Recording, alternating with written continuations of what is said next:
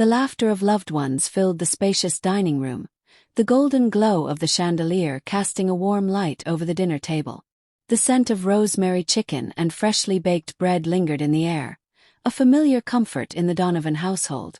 David sat at the head of the table, his fingers loosely wrapped around a glass of wine, observing the scene before him, the family he had worked his whole life to build.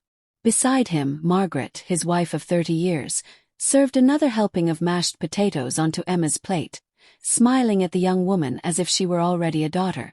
At the center of it all sat James, their 28-year-old son, the man who had seemingly inherited all of David's best qualities. His charm, ambition, and unshakable confidence.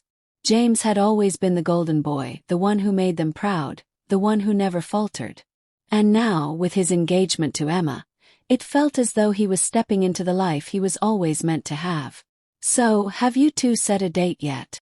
Margaret asked, her eyes gleaming with excitement. Emma, ever so composed, glanced at James with a smile. "We're thinking early spring next year. Something intimate but elegant." James nodded, though his smile did not quite reach his eyes. "Yeah. Early spring sounds nice." His voice carried none of the conviction it should have. No one else seemed to notice the hesitation, but Grace, his younger sister, caught it. Her sharp gaze flickered toward him, studying the way his fingers tapped idly against his wine glass. Unlike their parents, she had always been more attuned to the unspoken. Something about James' demeanor unsettled her, though she couldn't yet place why. "James is a lucky man," David said, raising his glass in a toast. "Emma, you've been nothing but a blessing to this family." The table erupted in murmurs of agreement, and Emma, ever gracious, blushed at the praise. James squeezed her hand in response, but in that moment, his mind was miles away. Later that evening, as the guests dwindled and the house settled into a comfortable silence, James found himself on the back patio, staring out at the darkened sky.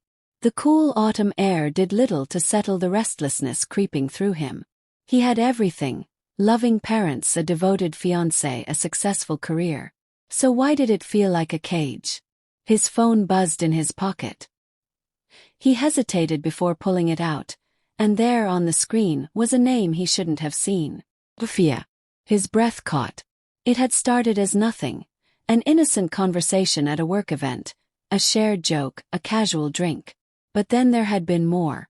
More glances, more lingering touches, more late-night messages that towed the line of propriety.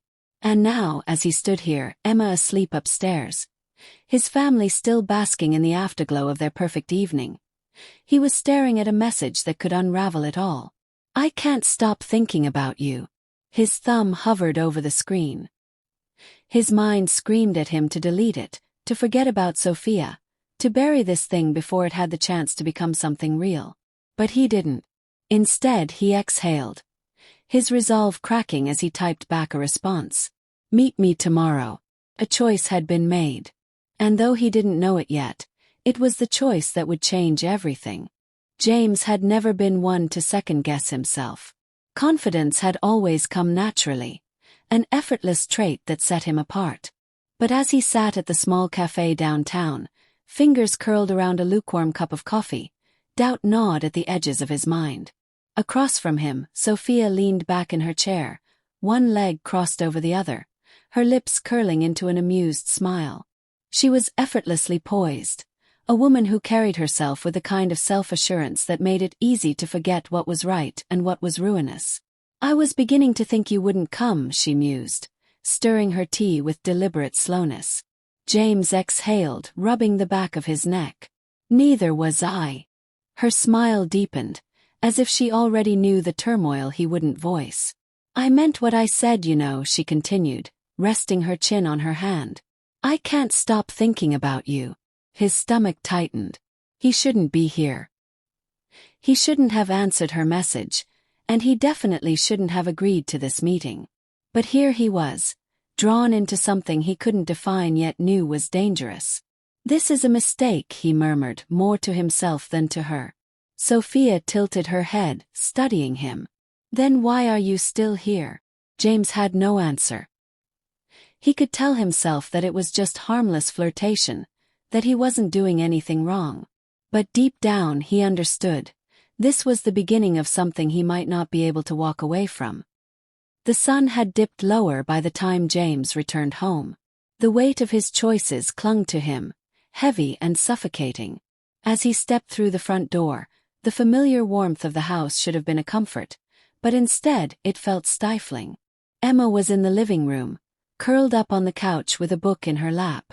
She looked up as he entered, her face lighting up with an ease that sent a fresh wave of guilt crashing over him. "Hey you," she said softly. "I was starting to think you were avoiding me." James forced a chuckle, stepping forward to press a kiss to her forehead. "Long day at work." She reached for his hand, squeezing it. "You know you can talk to me about anything, right?" For a moment he hesitated. The words hovered on the tip of his tongue. A confession, an admission that he had already begun down a road he didn't fully understand. But he swallowed them down, nodding instead. "I know." Emma smiled, trusting and unaware. "Good. 'Cause I was thinking, maybe we should take a weekend trip together. Just the two of us. No wedding planning, no work stress." Just as James stiffened. A few weeks ago he would have jumped at the idea. But now, the thought of being alone with Emma, of confronting what was unraveling inside him, made his chest tighten. "That sounds great," he lied. She beamed, leaning into him, and he let her. He let himself pretend, for just a moment, that nothing had changed. That he wasn't already standing at the edge of a decision that would destroy them. Later that night, as Emma slept beside him, James lay awake, staring at the ceiling. His phone sat on the nightstand, too close, too tempting. The urge to reach for it, to check for a message from Sophia, clawed at him. He was slipping and he knew it. And yet, when the screen lit up with a notification, his resolve crumbled. "Sophia. Couldn't stop thinking about today. Let's do it again." James' pulse quickened.